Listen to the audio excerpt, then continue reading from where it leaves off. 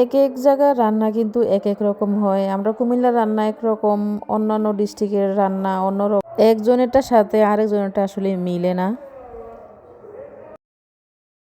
সকালবেলা বাজারও গেলে কিন্তু অনেক ভালো ভালো মাছ পাওয়া যায়। যেমন আজকে সকালে বাজার থেকে অনেক ভালো কয়েকটা মাছ আনছে। মাছের মধ্যে ছিল মলয়া মাছ, তারপরে হলো এটার আমরা চান্দা মাছ কই আর কি, তারপরে চিংড়ি মাছও আসছিল। তবে আমার জামাই কিন্তু মাছটি বিশেষ করে চিংড়ি মাছটি দেখেই কিনছে। তারপরে কয়েকটা পুঁটি মাছ আসছিল। পুঁটি মাছটি অনেক বড় বড়, এমন 10-15টা পুঁটি মাছ থাকলেই কিন্তু চলে, বেশি আর লাগে না। তো পুঁটি মাছ আসলে এরকম বড় পুঁটি মাছ কিন্তু গরম ভাতের সাথে খাইতে সবচেয়ে বেশি মজা লাগে, একটু কড়া ভাজা করে সাথে শুকনা মরিচ। তো আজকে যেই কটা মাছ আনছে ওই সবই মাছ আমি রান্না করবো, একটা মাছ ফ্রিজে রাখবো না। এই ছোট মাছ ফ্রিজে রাখলে আসলে মজা লাগে না, এই ছোট মাছ আসলে তরতাজাই মজা। তো এই কারণে আমি আজকে মলাই মাছটি রান্না করবো কাঁচা বিলেম্বু দিয়ে। তো এখানে মলাই মাছটি সুন্দর করে কাইটা ধুয়ে নিলাম, তারপরে ছোট একটা পাতিলে নিলাম। তো মাছ আসলে তেমন বেশি আসছিল না, মলাই মাছ বড় বড় কয়েকটা মলাই মাছ আসলে ডিম আলাদা করে নিছি। আলাদা করে নিয়ে তারপরে এখানে কাঁচা মরিচ পেঁয়াজ একসাথে বাইটে নিছি, বাইটা তারপরে বাটাটা দিয়ে দিলাম, দিয়ে তারপরে হলুদের গুঁড়া মরিচের গুঁড়া, তারপরে হইলো কি একটু আদা রসুন, তারপরে হইলো বিলেম্বু। তো বিলেম্বু আমরা সবাই চিনি, তো বিলেম্বুর সাথে কিন্তু গুঁড়া মাছটা অনেক মজা লাগে খাইতে, এই কারণে আমি সব গুঁড়া মাছের সাথে বিলেম্বু দেওয়ার চেষ্টা করি। আসলে কাঁচা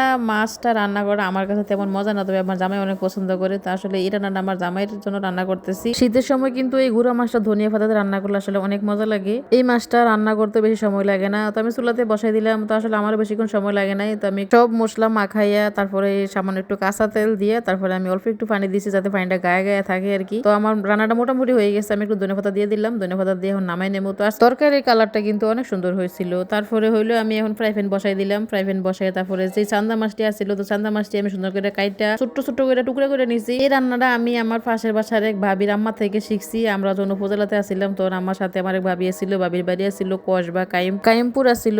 তো ওই খালাম্মা আবার আমার সাথে সবসময় থাকতো, আমার সাথে তরকারি কাটা বসা করতো। তো একদিন আমি মাছটি আস্তা রান্না করছিলাম, পরে আন্টি কইতেছে কইটি এইভাবে রান্না করে না, আমরা এইভাবে রান্না করি ছোট ছোট করে কাইটা, তারপর একটু কররা ভাজা করে তারপরে হইলো পেঁয়াজ দিয়ে আর ইয়া করি আর কি, শুকনা বোনা করি। তো আসলে ওই রান্নাটা আমি আন্টির কাছ থেকে শিখছি। আন্টি আসলে মারা গেছে গত বছর, তো আন্টি মারা গেল, আন্টি রান্নাটা কিন্তু আমি প্রায় সময় করার চেষ্টা করি। আন্টি আসছিল অনেক সহজ সরল, আসলে ওনার ভিতরে কোনো ফেস গোছা ছিল না। তো মাছটা আমি কররা করে ভাজা নিলাম, ভাজা এখানে পেঁয়াজ দিয়ে দিলাম ফ্রাই প্যানের মধ্যে। তো পেঁয়াজ একটু মোটা করে কাটছি, কারণ পেঁয়াজটা কিন্তু বোনা বোনা হইব, যেহেতু এটা একটু মোটা মোটা থাকলে ভালো আর কি। তো আমি অল্প একটু তেল দিয়ে দিলাম, তেল দিয়ে তারপর একটু পানি দিয়ে দিলাম, পানি দিয়ে তারপরে হলো আর একটু হালকা করে ভাজা করে নেবো, ভাজা করে তারপরে আমি এখানে একটু মশলা দিয়ে দিব অল্প, তো মশলা দিয়ে তারপরে মাছটি দিয়ে দিব আর কি। তো প্রথমে দিয়ে দিলাম হলুদের গুঁড়া, অল্প একটু আদা আর একটু রসুন বাটা দিয়ে দেবো, দিয়ে তারপরে একটু কষাই নেবো।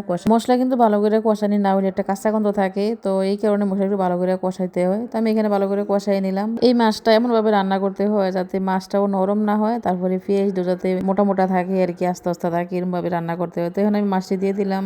মাছ দেওয়ার পর মাছ আর পেঁয়াজ একসাথে আমি আরেকটু ভাজা নিলাম, ভাজা তারপরে এখন জোল দিলেও সমস্যা নাই, জোল না দিলেও সমস্যা নাই। জোল না দিলে হইব কি মশমশা হইব, আর জোল দিলে একটু ভিজা ভিজা হইব আর কি। তো আমার মায়ে কইতেছিল একটু জোল তো আম্মু, একটু জোল দিয়ে তারপর শুকনো শুকনো করো, তারপরে খাইতে ভালো লাগবো। এখানে আমি এখানে সামান্য একটু জোল দিয়ে দিলাম, দিয়ে তারপরে হলো জোলটা কমাইয়া তারপর একটু ধনিয়া পাতা দিয়ে দিলাম, ধনিয়া পাতা দিয়ে একটু নাড়াচাড়া দিয়ে তারপরে আমি নামাই নেবো এটা। তো দেখেন কালারটা কিন্তু অনেক সুন্দর হয়েছে, তারপরে একেবারে শুকনো শুকনো হয়ে গেছে। তো এখানে কেউ চাইলে কিন্তু একটু ভিজা ভিজা রাখতে পারে, তো আসলে ভিজা ভিজা রাখলে তেমন একটা মজা লাগতো না, কারণ মাছটা নরম হয়ে যাবে। আমি যখন আগে রান্তাম একটু ভিজা ভিজা রাখতাম আর কি, তো আন্টি থেকে শিকার পর আমি আর ভিজা ভিজা রাখি না, একবারে শুকনো শুকনো করি। তারপরে ছিল আমার পুঁটি মাছ ভাজা। তো এখানে পুঁটি মাছটি সবার পরে বাজতেছি, কারণ আগে বাজলে মাছটি পুঁতে যেত, তো এই কারণে আমরা খাওয়ার আগ দিয়ে বাজতেছি যাতে একটু মচমচা থাকে আর কি। তো আমি যেই কোনো মাছ যদি ভাজা খাই তাহলে খাওয়ার একটু আগে বাজি, কারণ একটু আগে বাজলে একটু মচমচা থাকবো, খাইতে ভালো লাগবে। তো আসলে মানুষ সবকিছু কিন্তু একবারে শিখে না, আস্তে আস্তে শিখে যায়। আমিও তেমন আন্টির কাছ থেকে শিখলাম এই মাছ রান্না, তারপরে অনেক কিছু অনেক মানুষের কাছ থেকে শিখ, কারো কাছ থেকে কোনো কিছু শিখার আমার কাছে আসলে অপমান মনে হয় না, আমার কাছে মনে হয় গর্বের। আমি এখনো কেউ কোনো কাজ করতে গেলে আমি সামনে দাঁড়াই, দেখি আমারটার চেয়ে হয়তো বা হেয়ারটা ভালো হইব, তো আমি হেয়ারটা দেখে কিন্তু